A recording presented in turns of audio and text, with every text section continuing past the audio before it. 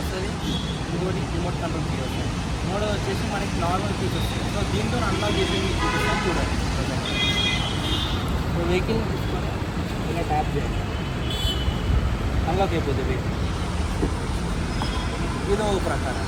Second ఇలా అయిపోయేలాగా మనం lock ఎలా వేయాలనుకుంటున్నాము, ఇక్కడ ఉన్న బటన్ ఇలా ప్రెస్ చేసుకుంటే లాక్ అయిపోతుంది వెహికల్. సో సెకండ్ కీలో నార్మల్ మనం ఎలా అయితే అన్లాక్ చేసుకుంటాం వెహికల్ అన్లాక్ చేసుకుంటాం.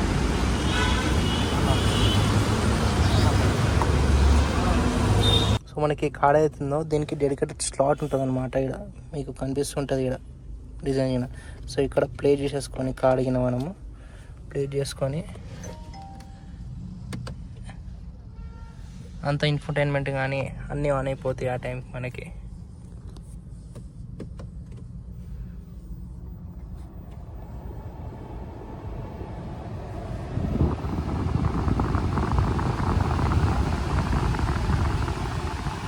ఏజీ సౌండ్ ఎక్కువైంది, మనం కూడా ఏమి ఇన్ఫియల్ చేయలేము.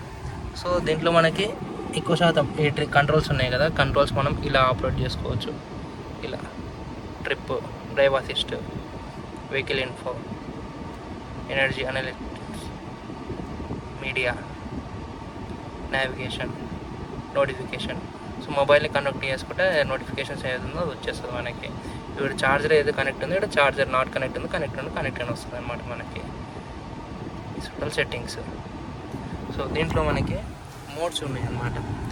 ఈ డైలర్ మనకి తిప్పే కొద్దీ ఇక్కడ చేంజ్ అవుద్ది. సో తిప్పుతున్నాను చూడండి. 1 స్నో, ఇంకా గ్రాస్ మీద వెళ్ళినప్పుడు. ఇది మడ్, శాండ్, ఇది రాకీ. ఎప్పుడైతే మనకి ఇన్బ్యాలెన్సింగ్ అవుతుంటుందో ఆ టైంలో ఇలాంటి ఆప్షన్స్ అన్నీ యూజ్ అవుతాయి మనకి. ఈ ఇన్ఫర్టైన్మెంట్ అయితే మనకి మరి పెద్దగా ఇచ్చారు ఈసారి. మనకు కావాల్సినవి అన్నీ ఉన్నాయి టోటల్ కార్లో. సో మనకి నాబీ కూడా ఉంది, అంటే లైక్ ఈ స్పీకర్స్ ఏవైతే ఉన్నాయో అది మనకి థియేటర్లో అంత సౌండ్ వస్తుంది అనమాట వీటిలో. ఇంకోటి టోటల్ 2 సైడ్స్ కంట్రోల్ చేసుకోవచ్చు మనకి మొత్తం. ఏదో 360 కెమెరా మళ్ళీ వెహికల్కి. ఈ 360 కెమెరాతో మనకి ఇక్కడ ప్లేస్ అయి ఉంటుంది, మనకి బయట ఓవరాల్కి ప్లేస్ అయి ఉంటుంది. ఇది కానీ ఫ్రంట్, మళ్ళీ ఈ సైడ్, మళ్ళీ రేర్, మళ్ళీ వచ్చేసి టాప్.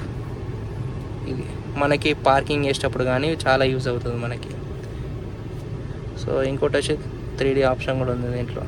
3D మనకి ఎక్కడైతే వెహికల్ వెళ్తుందో దాని ప్రకారం 3D ప్రకారం.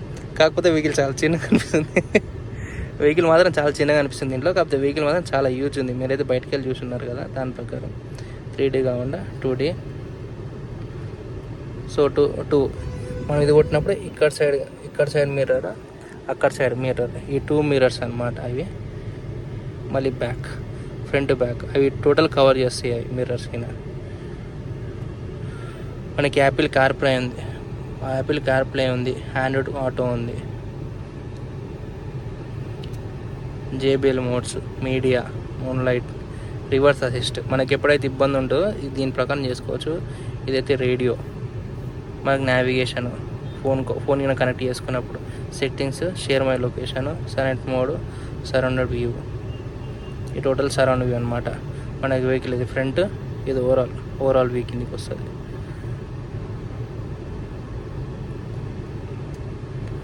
ఇది వెహికల్ ఛార్జింగ్.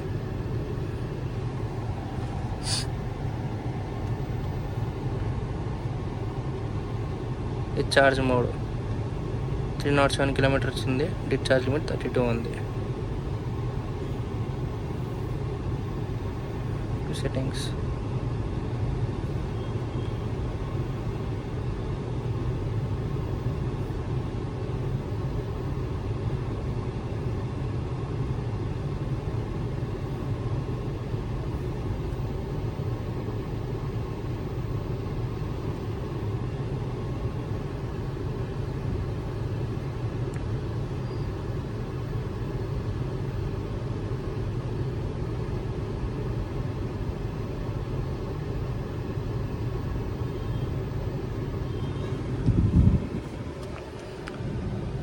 ఇంకొకటి ఇది మనం సింపుల్గా ఒక్కసారి అంటే ఓపెన్ అవుతుంది. ఇది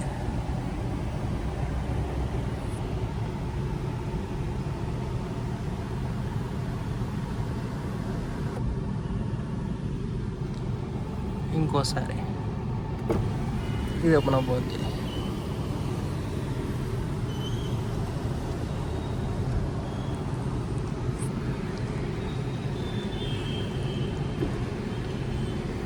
సింగిల్ క్లిక్తో క్లోజ్ అయిపోతుంది. మనకి ఇలా వెళ్ళాలంటే ఇలా, లేదు నాకు టోటల్ కవర్నే వెళ్ళాలనుకుంటే ఇంకోసారి ప్రెస్ చేసుకున్నాం అనుకోండి, ఇది కూడా క్లోజ్ అయిపోద్ది. టోటల్ క్లోజర్ అయిపోయి వెళ్ళొచ్చు. దీనిలో అయితే ఏం లేదు, మనకి మిర్రర్ కొన్ని కార్స్లో మనకి ఇక్కడ మిర్రర్ వస్తుంది, కానీ దీనికి ఒక సింగిల్ సైడ్ వచ్చింది, కాకపోతే విత్ లైటింగ్ వచ్చింది అనమాట మనకి. ఇది ఇలా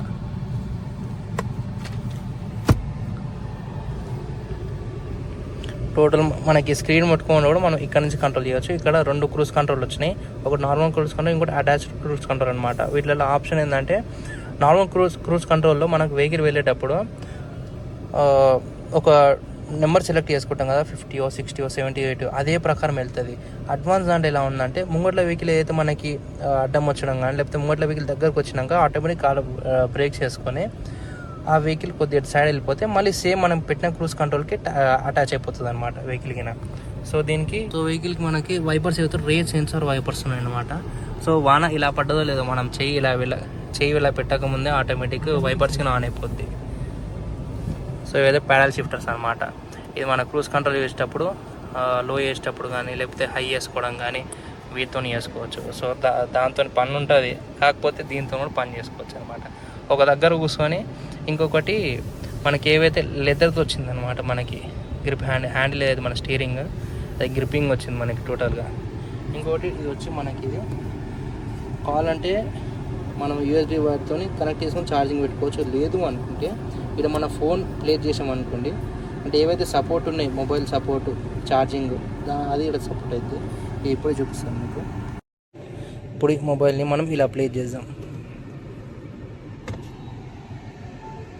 ఛార్జింగ్ కనెక్ట్ అయితే. సో హ్యాండ్ బ్రేక్ ఇంతకుముందు మనకైతే వెహికల్స్లలో ఇలా వచ్చేదన్నమాట. సో ప్రజెంట్ అయితే మనకి ఒక బటన్తో అయిపోతుంది.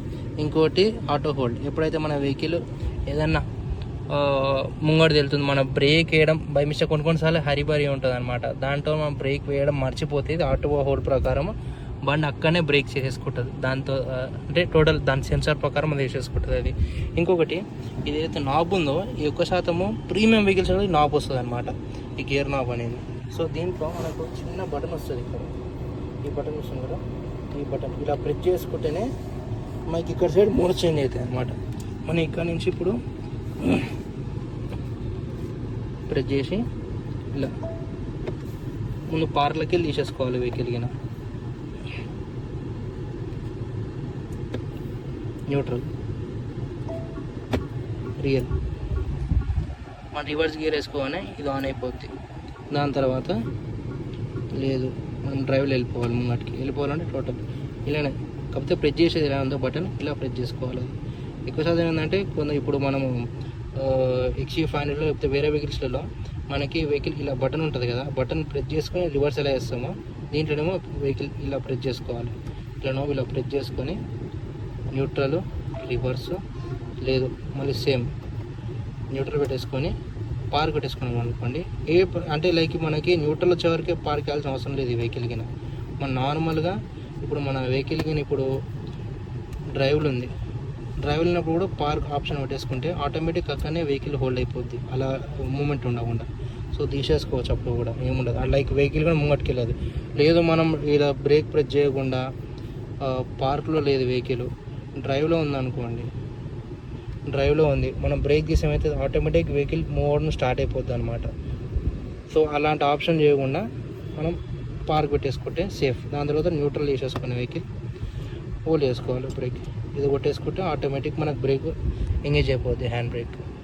మొబైల్లో కనెక్ట్ చేసుకున్న తర్వాత సేమ్ మనకి ఇది వద్దు అని అనిపించింది, మొబైల్ ఏం వాడతాం అనిపిస్తే సింపుల్గా ఇక్కడ నుంచి చేంజ్ చేసుకోవచ్చు, పైకి కానీ కిందికి కానీ సో ఇలా చేంజ్ అయిపోతుంది ట్రాక్. ప్రజెంట్ అయితే యూట్యూబ్లో పెట్టా.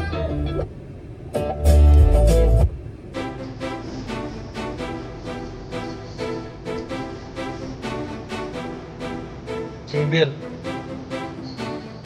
సోనీ అండి. ఆ లెవెల్ నెంబర్ మీద ఉంది ఇంకా.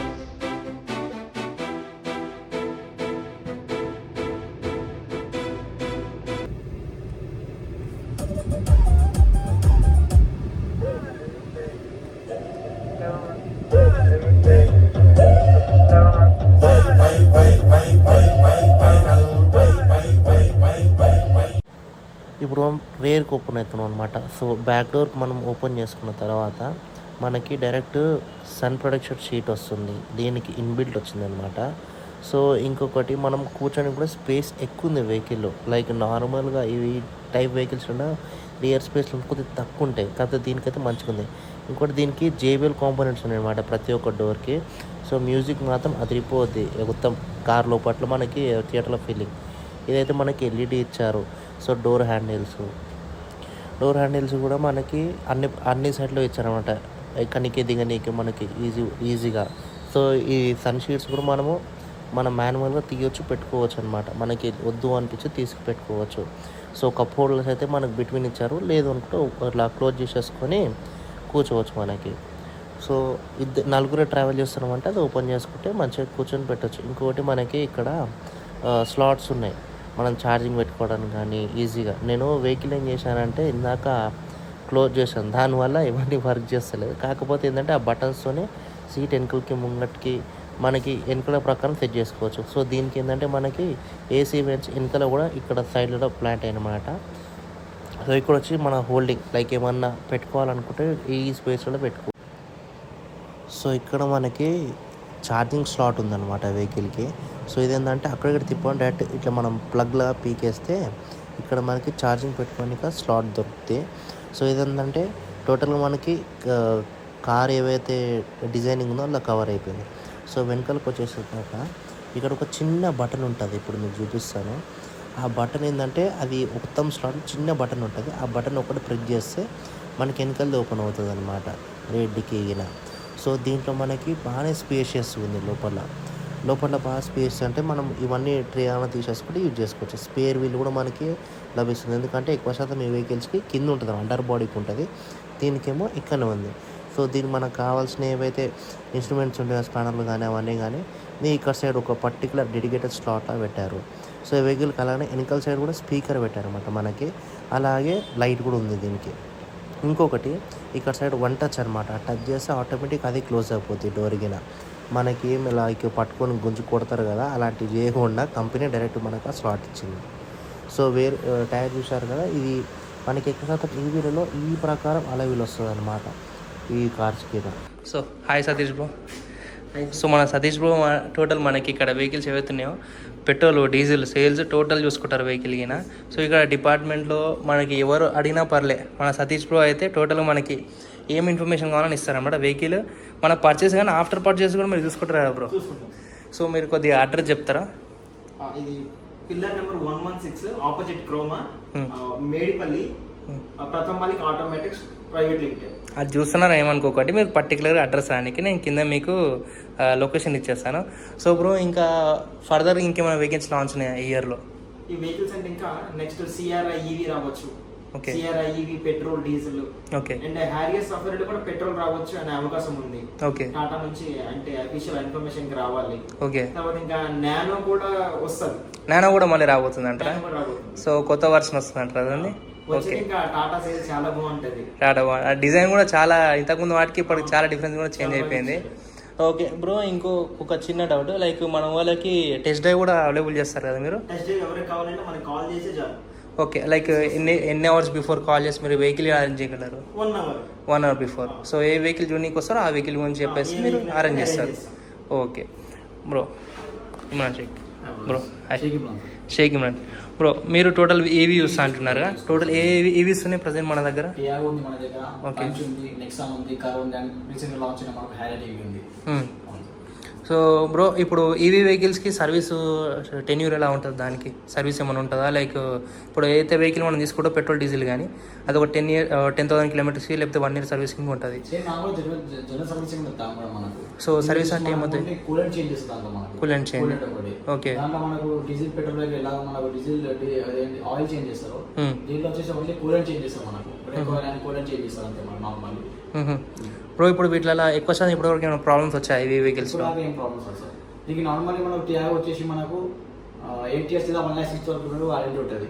ఇప్పుడు మనకు వచ్చిన కొత్త వర్షన్స్ కి curve and Harrier and Nexon వచ్చేసి లైఫ్ టైం వారంటీ ఇచ్చారు. 15 years వారంటీ. 15 years warranty.